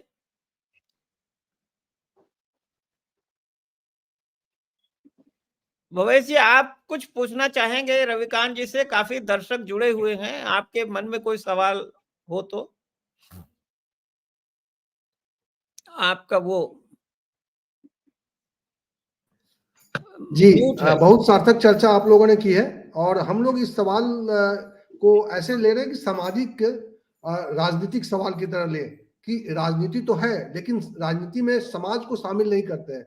समाज उतना ही शामिल है राजनीति में जितना उनको वोट से वास्ता है, लेकिन समाज के अपने हित और अहित हैं, और समाज अपने हिसाब से राजनीति का इस्तेमाल भी करती है। लेकिन ये राजनीति और समाज के बीच में एक धींगामुष्टी चलती रहती है। राजनीति अपने हिसाब से समाज का इस्तेमाल करता है, और समाज को राजनीति के एक ऐसी राजनीति की जरूरत होती है जो उसका खुद का विकास करे।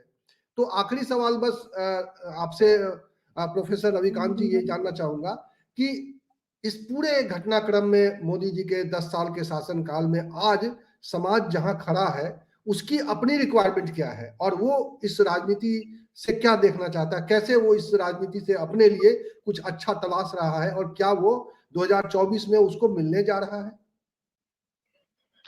देखिए, इस समय एक तो समस्याएं बहुत विकट हैं। महंगाई की समस्या है, और महंगाई हमेशा गरीबों और वंचितों पर कहर बन के टूटती है। मिडिल क्लास है, अमीर है, वो तो एडजस्ट कर ले जाता है। उसके लिए अगर कोई चीज 50 की 100 की भी मिलेगी तो भी चल जाए। लेकिन जो दिहाड़ी का मजदूर है, जो खेत पर किसानी करता है, मजदूरी करता है, तो उसके लिए अगर कोई चीज 100 की जगह 200 की हो गई तो वो खरीद नहीं सकता। बच्चों की पढ़ाई कितनी महंगी हो गई। मोदी जी ने वादा किया था रोजगार देने का 2 करोड़, वो उन्होंने जुमला साबित हो गया। आज हालत ये है कि दलितों पर खास करके 150% उत्पीड़न बढ़े इस देश में, और मोदी जी ने केवल भाषण दिया इसी लखनऊ में अंबेडकर यूनिवर्सिटी में कि हमारे दलित भाइयों को मत मारिए, मुझे गोली मार दीजिए। ये स्टेटमेंट निराशा ही नहीं पैदा करता है बल्कि एक गुस्सा भी पैदा करता है। तो ऊना से लेकर के हाथरस तक हुआ, दलितों का स्वाभिमान, उनका सम्मान, और इसके अलावा शिक्षा, नौकरी, ये सबसे बड़े कंसर्न है किसी भी समाज के लिए। लेकिन चूंकि जो सबसे हाशिए पर खड़ा है, आज भी वो बाट जो हो रहा है कि हमारे लिए कोई एक रोशनी पैदा हो। इस समाज जी को वोट दिया था तो उस रोशनी के लिए दिया था, लेकिन उन्होंने उस रोशनी के बदले उनके लिए एक बड़ा घना अंधेरा पैदा कर दिया। इसीलिए वो समाज अब इसको स्वीकारने के लिए तैयार नहीं। महंगाई के अलावा आप रोजगार की मैंने चर्चा की ही, उत्पीड़न का मसला है ही, और इसके अलावा उसका एस्पिरेशन छीन लिया। जो सबसे ज्यादा चोट पड़ी है वो है उनकी अपेक्षाओं को, उम्मीदों को छीन लिया। आज किसान का बेटा, वो छोड़ दीजिए कि दलित है कि वो अपर कास्ट है, क्या है, आज किसान मजदूर का बेटा आईएएस बनने का ख्वाब नहीं देख सकता, एमबीबीएस करने का ख्वाब नहीं देख सकता, क्योंकि 1 करोड़ रुपया खर्च होता है। हालात तो ये है कि प्राइमरी स्कूल आपने खत्म कर दिया, कितने लोग होंगे लॉ मार्टिज में पढ़ाएंगे और सीएमएस में पढ़ाएंगे। तो आपने बच्चों की एजुकेशन छीनी, विश्वविद्यालय आप बर्बाद कर रहे हैं, नौकरियां तो आपने छीन ही ली हैं, रिजर्वेशन खत्म हो गया, एक तरह से बेईमानी हो गया। तो ऐसे में उस समाज के अपलिफ्टमेंट के लिए जरूरत है पुनर्विचार की, एक पॉलिसी की कि उसको खड़ा किया जाए ताकि वो देश के डेवलपमेंट में अपना योगदान दे सके। और मुझे लगता है ये तमाम कंसर्न है जो लोगों को बदलाव की तरफ ले जाए। ये जो वोट होगा वो बदलाव के लिए होगा इस बार, हमारे बच्चों की शिक्षा के लिए, उनके सपनों के लिए, उनके अवसर के लिए ये वोट होने जा रहा है। इसलिए चुनाव सामान्य नहीं है, बेहद खास होने जा रहा ये आपने एक शुरू में चर्चा की थी कि मायावती के जो फैसले, मायावती ने जो फैसले लिए उससे दलित समाज में निराशा है और दुविधा है। आपको जो मायावती ने अप्रोच लिया है, जो पॉलिटिकल अप्रोच जो दिखा रही है अकेले जाने का, क्या इसके पीछे कोई गहरी राजनीति है? क्या उनको ये उम्मीद है कि उनके अकेले जाने से उनके साथ जो लोग जुड़े हुए थे, क्योंकि आपने कहा कि आज भी मायावती एक बड़ी ताकत है और उनके एक अपील से बहुत कुछ बदल सकता है, तो क्या मायावती में सचमुच वो ताकत है और जिसका वो इस्तेमाल कर रही है और हम लोग नहीं डिकोड कर पा रहे हैं, हम लोग नहीं समझ पा रहे हैं, या वो करीब किसी बड़ी दुविधा में है इस वक्त, जो आप दुविधा लोगों की बात कर रहे हैं? देखिए, दुविधा के विषय में तो मैं नहीं बता सकता कि अंदर खाने क्या है, लेकिन जो उनकी ताकत है, मैं समझता हूं कि अगर वो अलायंस के साथ चली जाए वो ताकत 10 गुना बढ़ जाएगी। बीएसपी अकेले है तो वो ताकत का एहसास अलायंस नहीं कर सकता, लोग नहीं कर सकते, और खुद बीएसपी को भी वो रिजल्ट नहीं मिल सकता। लेकिन बीएसपी अगर साथ जाती है अलायंस के, तो बीएसपी को भी उसका लाभ मिलेगा और अलायंस को भी उसका लाभ मिलेगा, नैरेटिव बड़ा बनेगा। इस 1 महीने के भीतर आप देखिए, जब से मायावती के बारे में ये चर्चा शुरू हुई कि वो अलायंस के साथ आ रही है, सारा नैरेटिव मोदी का ध्वस्त हो गया। ये है वो ताकत, जबकि मायावती जी ने कुछ नहीं किया। को सूत्र कितने हैं मैं जानता हूं, आप भी जानते हैं, जो थोड़े बहुत सूत्र हैं वो जो चर्चा करते हैं उसी के जरिए इतना बड़ा नैरेटिव खड़ा हो गया। और अगर मायावती जी आ जाती हैं अलायंस में, तो वो कितना बड़ा परिवर्तन, मुझे लगता है कि फिर चुनाव डिसाइड हो जाएगा। जो मोदी जी कहते हैं ना कि अब तो हम 2046 देख, मैं समझता हूं 24 के चुनाव का फैसला उस दिन हो जाएगा जिस दिन मायावती, अभी कल अगर वो कहते हैं कि हम अलायंस के साथ जा रहे हैं, कल फैसला हो जाएगा चुनाव का। ये है बीएसपी की ताकत। जी जी, बहुत सारे दर्शक जुड़े हुए हैं और बहुत तरह के सवाल उनके मन में चलते रहते हैं। दर्शक है, आपसे भी कुछ जानना चाहते हैं, आपसे भी सवाल पूछा है उन्होंने कि आपने कहा कि आपके विचारों के अनुरूप बहन जी को कुछ नहीं कर रही है, मगर आप कभी भी उनकी आलोचना नहीं करते। एक तो ये सवाल है, खैर उसका जवाब तो आपने दिया है एक तरीके से, क्यों आप आलोचना नहीं करते, क्यों आप ताकतवर मानते हैं। लेकिन बहुत सारे लोग मायावती के बारे में, उनके खिलाफ में, उनकी राजनीति को, इस राजनीति को की आलोचना की जाती है, तो वो इस आलोचना करने वाले को वो विरोधी मान लेते हैं, मानते हैं कि सत्य बात नहीं कर रहा है। तो उनके लिए क्या आपको लगता है कि जो ये विश्लेषकों का जो ये कहना होता है कि हम लोग भी इस पर चर्चा करते रहते हैं कि मायावती का अकेले जाना आत्मघाती है और शायद हम इसीलिए उनकी इस राजनीति की आलोचना करते हैं, तो ये उनकी आलोचना करना, ये उनको क्यों बुरा लगता है? उनकी क्या सोच है? क्या वो मायावती के साथ है? और अगर वो मायावती के साथ है तो मायावती की ताकत दिखती क्यों नहीं है? वो सिर्फ 11-12% तक क्यों सिमट गई? क्यों 2022 में उनको इतनी बड़ी नाकामी मिली, उन्होंने जो फैसला लिया, और कैसे 2024 में वही फैसला, अकेले जाने का फैसला, आप मानते हैं कि मायावती का ये बड़ा फैसला हो सकता है? देखिए, जहां तक आलोचना की बात है, मुझे लगता है कि राजनीति में आलोचना से परे कोई नहीं होता, जो भी सार्वजनिक जीवन में है। बस फर्क ये है कि आलोचना किस मकसद से की जा रही है।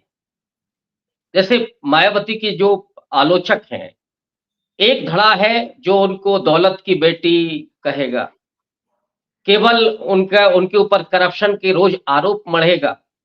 वो फिर लखनऊ में दिखाएगा कि ये स्मारक बने, ये हुआ, लेकिन राम मंदिर में क्या हुआ वो ये नहीं बोलेगा। तो जो खुद ही बायस्ड है, अगर वो इस तरह से आलोचना कर रहा है, तो मुझे लगता है कि फिर वो आलोचना ठीक नहीं। फिर वो आप इसलिए आलोचना कर रहे हैं क्योंकि वो दलित की बेटी होकर के और कहां से निकल करके कहां पहुंचती, तो शायद आपके दिमाग में ये चीज होती। दूसरा, जब आप ये कहते हैं, हम कहते हैं कि ये आत्मघाती कदम होगा, तो निश्चित रूप से कंसर्न होता है। और वो कंसर्न ये है कि बीएसपी जैसी पार्टी जो इतने जतन से बनी, जिसमें उन दलित वंचितों का खून पसीना भी है, सपने भी हैं। जब आप उन सपनों को मरते हुए देखते हैं तो ये आपका कंसर्न होता है। और मैं बराबर कहता हूं कि ऐसे बहुत सारे प्रोग्रेसिव लोग हैं जो चाहते हैं कि मायावती लीड करें, वो आज खड़ी हो, उनकी जरूरत है। तो इसको आलोचना आप नहीं मान सकते। और ये आलोचना सार्थक आलोचना है, जो आपके हित में आलोचना है। अगर आप इसको भी आलोचना कहते हैं तो फिर मोदी के अंधभक्तों में और बीएसपी के अंधभक्तों में कोई फर्क नहीं। मेरे ख्याल से एक और आई बार एम सॉरी, फिर मुझे उनकी कोई परवाह भी नहीं है। आप आपकी तरफ से भी मैं कह रहा हूं, फिर उनकी हमें कोई परवाह भी नहीं। एक बार मुझे जहां तक ध्यान है, अखिलेश यादव ने भी कहा था कि हम तो बहन जी को प्रधानमंत्री बनाना चाहते हैं। और पिछले 2019 के गठबंधन में तो ये था ही एक तरह से। उनको एक हमारे दर्शक हैं जो धर्मराज गौतम, वो कह रहे हैं कि बहन जी को कोई नहीं समझ सकता। बिल्कुल ये बात सही है, बहन जी को कोई नहीं समझ सकता, इसीलिए हम रविकांत जी से समझने की कोशिश कर रहे हैं। और आप लोगों की जो हमारे दर्शक हैं उनकी टिप्पणियों पर भी हम बहुत पैनी नजर लगा के देख रहे हैं कि भाई क्या लोग कहना चाहते हैं। और एक देखिए, किसान पार्टी के नाम से एक सज्जन है, उन्होंने कहा कि आनंद भाई जेल न जाएं, इस डर से मायावती जी भाजपा की बी टीम बन चुकी हैं। जाटो समाज भी महसूस करने लगा है, अकेली लड़ी तो इस बार चुनाव में हमेशा के लिए दूर हो जाएंगी। देखिए, इस तरह की एक सही या गलत एक धारणा बन रही है। आपको क्या लगता है? आप भी सुनते होंगे। निश्चित रूप से। और ये उन्हीं उसी समाज की आवाज है जो मायावती जी को वहां देखना चाहता है। ये कई बार वो निराशा और गुस्से में भी बोलता है, क्योंकि वो असल में उनको वहां देखना चाहता है जो बाबा साहब का सपना था, जो मानवर कांशीराम जी का सपना था। तो हम नाराज भी अपने अपनों से ही होते हैं ना। हम नरेंद्र मोदी से नाराज क्यों होंगे? तो जो मायावती जी का समर्थक है वो, लेकिन जिसने कहा कि भाई उनको आप नहीं समझ सकते, तो मुझे लगता है कि अगर वो हमारी ना समझी समाज के अगर हित में हो तो मैं सैल्यूट करूंगा। लेकिन अगर वो ना समझी कहीं संविधान के लिए ही खतरा बन जाए तो फिर वो प्रॉब्लमेटिक है। फिर वो ना समझी वो ठीक नहीं है। हमारी जो ना समझी है, अगर हम उनको नहीं समझ पा रहे हैं तो फिर मुझे लगता है वो ठीक नहीं।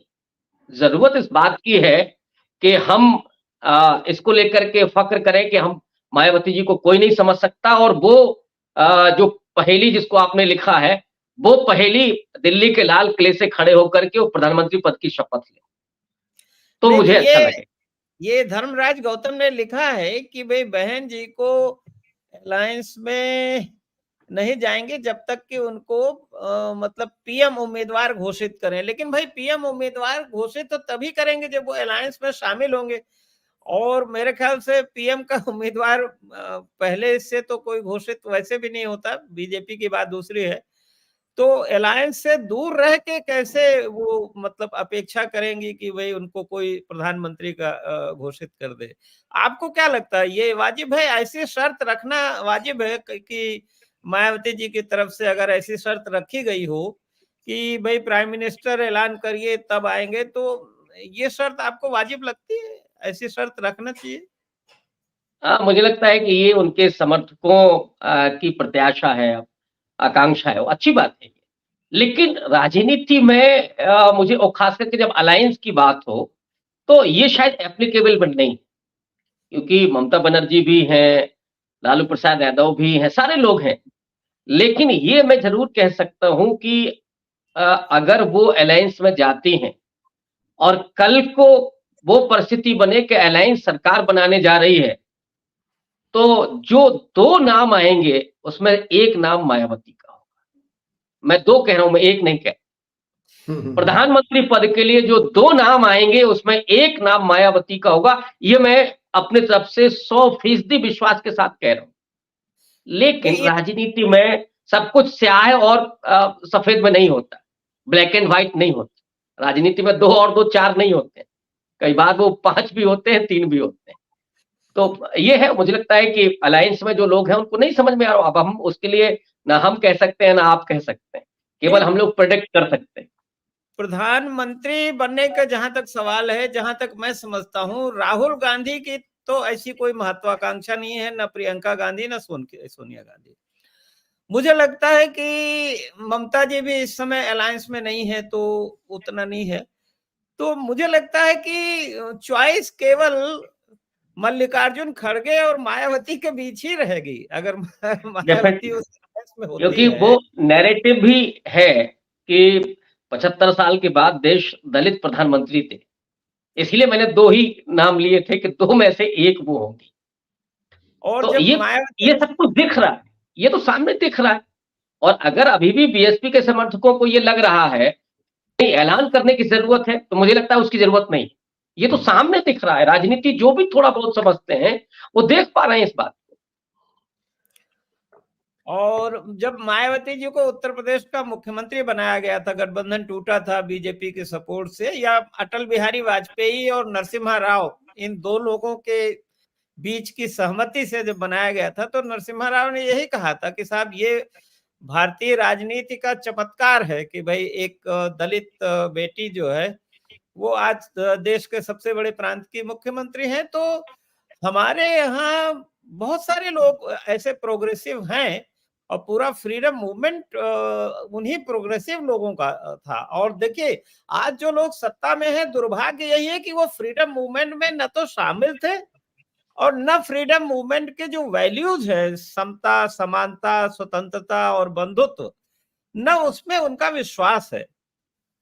तो डेफिनेटली अगर बीएसपी आज की तारीख में मायावती अपने को गैर बीजेपी जो गठबंधन है, कांग्रेस का जो प्रोग्रेसिव गठबंधन है, कांग्रेस हमेशा प्रोग्रेसिव अपने समय से आगे की सोचती रही है। और आज देखिए राहुल गांधी बहुत सारी जो पॉलिसीज कांग्रेस के जमाने में बनी उनके भी क्रिटिक हैं। आज जिस तरह से वो बड़ी पूंजीपतियों की और उस सिस्टम की जो उन्होंने नरेंद्र मोदी की आलोचना की थी, वो सिस्टम की थी कि आज जो सिस्टम है, पूंजीवादी सिस्टम है, ये जो इन ताकतों का, उसको रिप्रेजेंट करते हैं नरेंद्र मोदी, एक मुखौटा है। तो जाहिर है कि बहुत सारे लोग हैं जिनको मायावती जी को प्रधानमंत्री बनते देखने में खुशी होगी, क्योंकि भाई और तभी हम दुनिया को सिर उठा के कह भी सकते हैं कि भाई हमारे यहाँ भी आप ओबामा को बना सकते हैं, तो हम मायावती को बना सकते हैं। लेकिन यह है कि उनको भरोसा करना पड़ेगा लोगों पे। मायावती को एक एक सही एक एक एक वक्त की जब नजाकत है, तो उसमें सही पाला चुनना पड़ेगा। ये नहीं हो सकता कि वो अपने काम से अप्रत्यक्ष रूप से भाजपा की मदद करें और फिर उम्मीद करें कि उनको कांग्रेस गठबंधन प्रधानमंत्री बनाएगा। क्या ख्याल है? नहीं, निश्चित रूप से मैंने इसीलिए कहा कि गठबंधन के बाद अगर ये परिस्थिति बने कि अलायंस सरकार बना रहा है, तो उसमें से डेफिनेटली एक नाम उनका होगा। और मुझे लगता है कि ये उम्मीद लेकर के ही चलना चाहिए। अभी भी उम्मीद है, हो सकता है कि पोस्टपोल कुछ खेल हो, मैं नाउम्मीद कतई नहीं हूँ और वो समाज भी नहीं। लेकिन समय तो एक ही चीज की अभी तो समय, नॉमिनेशन भी दाखिल नहीं हुए, विड्रॉल तक का समय होता है, समय तो है अभी उनके पास। हाँ, डेफिनेटली अभी भवेश जी आप कुछ कह रहे थे, आपका मैं माइक। कह रहा हूँ कि बहुत सारी चीजें चुनाव के बाद ही तय होनी है, ये बिल्कुल दिखाई दे रहा है। अगर देखिए जिस तरह से जो माहौल है, चुनावी माहौल है, अगर उसमें बहुत कुछ बदलने वाला है, और उस बदलाव में ये दिख रहा है कि जो लोग अभी हाशिए पर खड़े हैं वो विचारों की एकता के आधार पर, विचारों की समानता के आधार पर एक साथ खड़े होंगे तो इस देश की राजनीति बदलेगी। बहुत अच्छी और बहुत सार्थक चर्चा आप लोगों ने की है, लेकिन और भवेश मुझे जी लगता है कि इसी तरह की चर्चा हाँ जी, बहुत जरूरी है। लोगों के बीच में इस तरह की चर्चा लोगों के बीच में भी होनी चाहिए कि उनको किस तरह की राजनीति चाहिए, उनको लेकिन किस भवेश तरह का समाज चाहिए, और ये राजनीति के बारे में सोच, ये समाज के बारे में सोच ही हमें सही दिशा में ले जाएगा और इस देश के लोकतंत्र को बचा पाएगा। बहुत बहुत एक तो धन्यवाद हम रविकांत अपने जी, आपने बहुत दर्शकों शानदार से आज रिक्वेस्ट डिबेट किया है, और जी, रामदत्त जी ने भी चीजों को जो कंफ्यूजन है इस वक्त 2024 के चुनावों के बनस्पत, जिस तरह से सवाल हैं लोगों के सामने, लोगों के मन में जिस तरह की दुविधा सिर्फ दलितों की नहीं है, पूरे देश के सामने एक बड़ी दुविधा है कि वो किधर जाए, कौन सा रास्ता अख्तियार करे, वो जो देश के लिए सही होगा, जो देश के संविधान के लिए सही होगा। तो ये रास्ता है और तो उस रास्ते पर हमें देखना है कि पब्लिक किस तरह से फैसले करती है, और हमें लगातार पब्लिक को कुरेदना है, और इसीलिए हम इस तरह का एक डिबेट लेकर लोगों के बीच में आते हैं।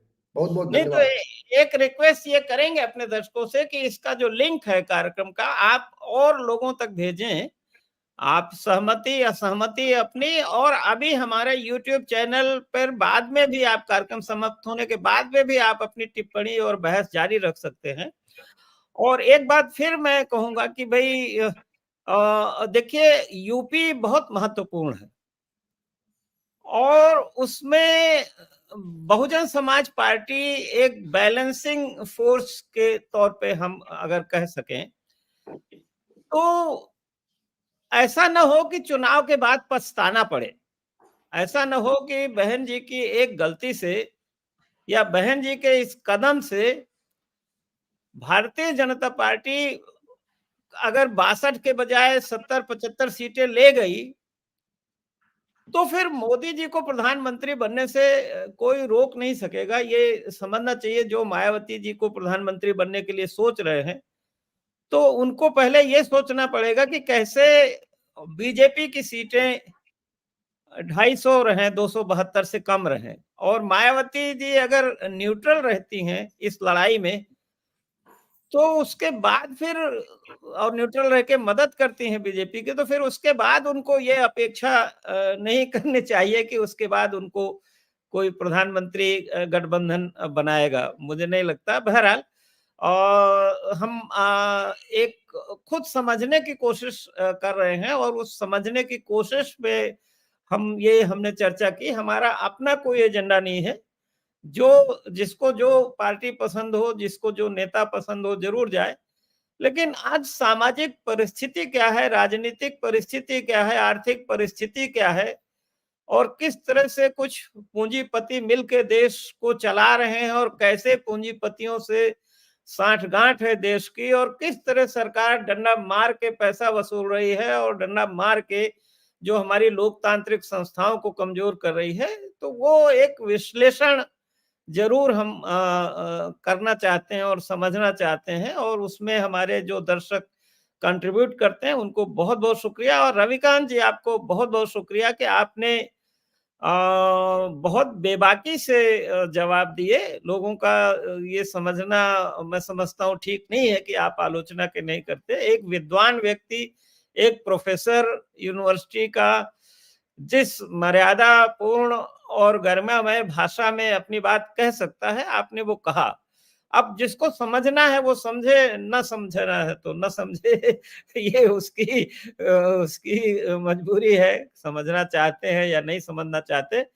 और अगर कुछ ऐसे दर्शक हैं जिनकी पहुंच बहन मायावती जी तक है, तो वो इस कार्यक्रम का लिंक भेज सकते हैं। वैसे हमारे सब्सक्राइबर्स में बहुत सारे लोग हैं जो मायावती जी के साथ काम करते हैं, और मुझे उम्मीद है कि वो आज का मैसेज उन तक पहुंचाएंगे।